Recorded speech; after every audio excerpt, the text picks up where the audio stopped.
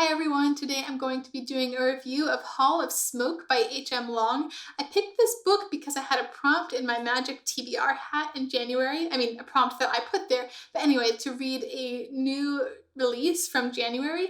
And when I put that prompt in, I had no idea what books were coming out in January that I was interested in.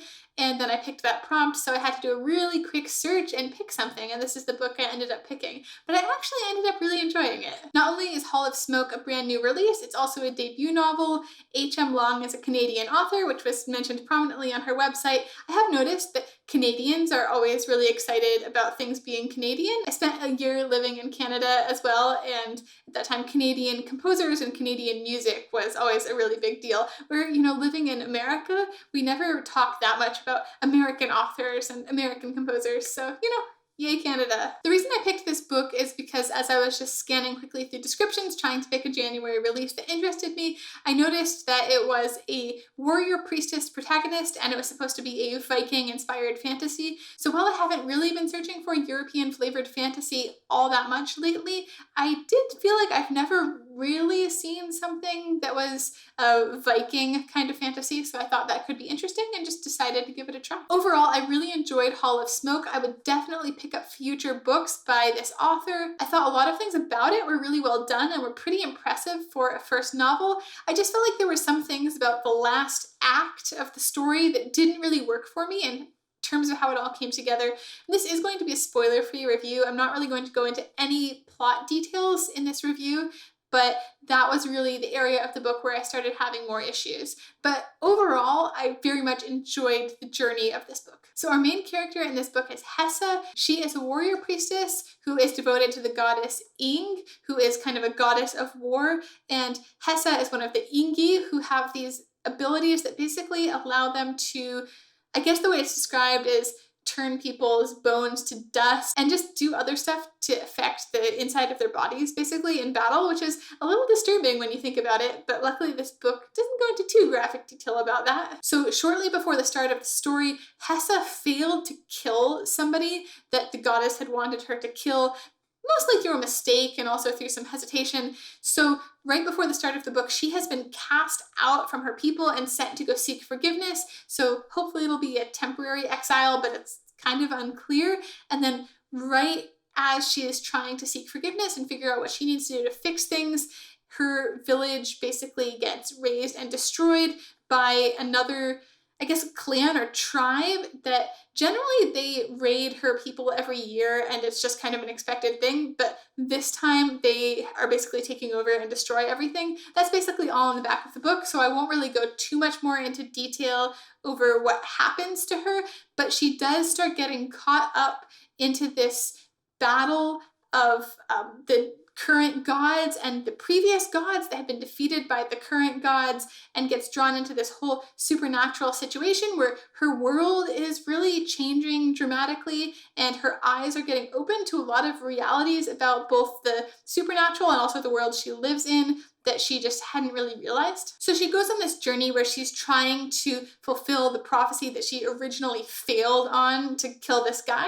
but also she gets sucked into this conflict between gods. And it is a very interesting journey, and at the same time she is dealing with her own intense grief for some pretty serious losses that she suffered at the beginning of the book. So I'll start with what I liked about this book. I thought the world building was really strong overall. I loved the sense of the gods and the active role that they're playing in people's lives. It had this very historical feel because of the way the characters and their lifestyle was portrayed, but also it had this very mythological feel because the gods are very much present and active the way they would be in Greek or Norse mythology. They're walking among people. They are portrayed as very fickle and, not necessarily what you would expect gods to be. And throughout the story, Hessa learns a lot more about the gods and their nature and how things really work. I also like the way the different cultures were portrayed. In the culture that Hessa is from, men and women are pretty equal. Both can be warriors, both can do other things. And so she is just very much a warrior, and some of her fellow warrior priests and priestesses, some of them were men, some were women. That's normal to her, but she does come up against cultures where women are very much expected to have, I guess, what we would call, a more traditional gender role. She also comes up against this empire that basically feels very Roman. Of course, Romans and Vikings didn't exactly coexist from what I understand, but the Romans did come up against the German tribes, so there's kind of that feel too, where she is sort of from an area that's geographically more far removed from this ARPA empire, but some of the tribes that she has contact with have contact with them. And so there really is this sense of these different cultures coming into conflict, and there's this sort of Roman-style culture that really wants to make everyone worship their gods and is seeing everyone else as barbarians. So I really liked seeing Hessa's journey as she got to see more scope of her own world, both the pantheon and the divine, as well as the different cultures and the different peoples, and seeing that there was this empire out there that she hadn't really been exposed to before, and sort of understanding the implications for her world. So in both of these realms, a lot of the time Hessa is facing situations where her preconceptions just don't really work. I also think that having a character from a more isolated culture is a pretty classic, pretty great way to deal with world building, because when you have her experiencing all these things for the first time, then as the reader, we also get to learn about those things, and it kind of makes sense, and the author doesn't have to be overly didactic about it. Overall, I thought the plot was unpredictable in a good way. For most of the story, I really didn't have a strong sense of where I thought things were going. Sometimes it dragged a little bit and I felt like it was a little bit aimless, but overall there were plenty of twists, plenty of things where I was excited to see where Hessa was going to go next. I was excited to see what was going to happen, and I really had no idea what was coming up, so I enjoyed that very much. I also felt like the side characters were pretty well done. As Hessa met different characters and different gods along the journey, I felt like I could sort of connect to or appreciate those minor characters that only showed up briefly. I thought they were pretty well depicted, and that definitely worked for me. I also thought the portrayal of action and violence was pretty good. It wasn't gratuitously nasty, but also kind of reminded me a little bit of John Gwynne in terms of the fact that the violence had very real consequences. It felt actually violent and actually bloody. It wasn't like a sanitized thing. Characters got injured and suffered permanent injuries and things like that. Like, it felt like every fight had very real stakes for the main character and the other characters in terms of how it was going to turn out. And that's kind of an enjoyable thing when it's done well. I thought Hessa was a pretty good protagonist. I liked having a strong female warrior woman as the main character. I feel like there still aren't enough strong female characters as protagonists in adult fantasy, and I don't typically enjoy YA very much, but I think that desire for female leads is a lot of what,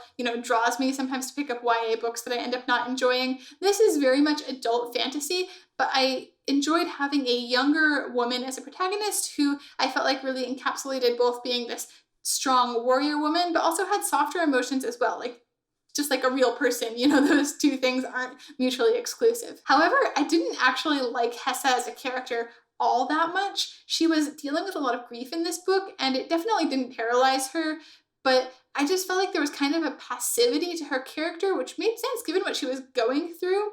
But it felt like she was sort of being sent from place to place, or was kind of going from place to place, and her actions were important, but her decisions didn't feel that important to this book, so that was one of the things that I thought could have been done better. I think the author made a really good choice about where to start the story. She started it at exactly the right point. A less skilled author probably could have started the story a little bit further before, because there are events that happened, a few weeks before the start of the story that were really, really important to the story. But somehow she just managed to start it in a place where you're just immediately in the action, and it felt like the right place to start. Okay, so that's all been mostly positive, and like I said, I did overall enjoy this book, but there are a few important flaws that I want to mention in terms of things that didn't really work for me that, I think just could have been improved upon in this book. So I mentioned that I thought Hessa was kind of a passive character. That wasn't my biggest problem in the book, because she still had interesting things to do, and she still did have, some choices to make, but still that was kind of a problem for me. I felt like if she had been a more proactive character and not just looking to the gods or looking to her goddess for guidance on what to do, I don't know, she was a little bit desperate for the whole book, and it made sense based on her circumstances, but I would have enjoyed a more proactive protagonist. I think a lot of readers will agree with me in terms of just generally preferring to not have a main character that's just getting buffeted from place to place according to their circumstances, and would rather have a character that is more in control of the story. Overall, I think it was a really good choice and a unusual one, actually, that the author did not do multiple points of view in this book, because this is a story where there could have been 2 or 3 point of view characters given the scope of the story that she was telling, and she really did choose to stick in a very limited point of view with Hessa instead of giving us points of view from different characters. Overall, I think that's a pretty smart choice. I think a lot of authors put in too many points of view, and then you just don't really get time to connect to the characters, and it all feels kind of rushed. So I feel like because of this was a 500-page book, which isn't super long. It felt really pretty epic and substantial, but there were some pretty important things that happened off screen in this book. Off stage, off page, I don't really know what to call that. But there were things where characters were going off and doing things and we didn't see them for ages, and those things were really important to the story.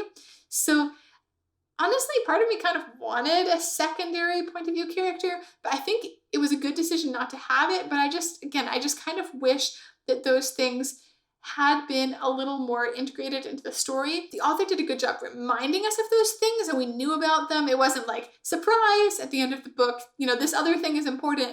But even so, I just, it felt a little bit detached. So my biggest problem with this story was the ending. And just generally the way the last act unfolded. There were a lot of reveals, which were fine. I overall liked them. I thought they were interesting. But I felt like the author set up super interesting, important conflict.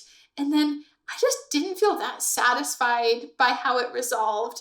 And again, it was not wrapped up too neatly. It wasn't too depressing. But I just felt like, I don't know if she didn't know how to write her way out of this one, or if, I don't know, something about the ending and just how it ended just didn't really work for me. I think maybe it was because the main character was too passive, or maybe there just was no adequate resolution the way things were portrayed. So I don't know, I felt like just as it ended, I was kind of let down. Like, it was really going well, and then at the end, I kind of was left feeling like the book was only okay.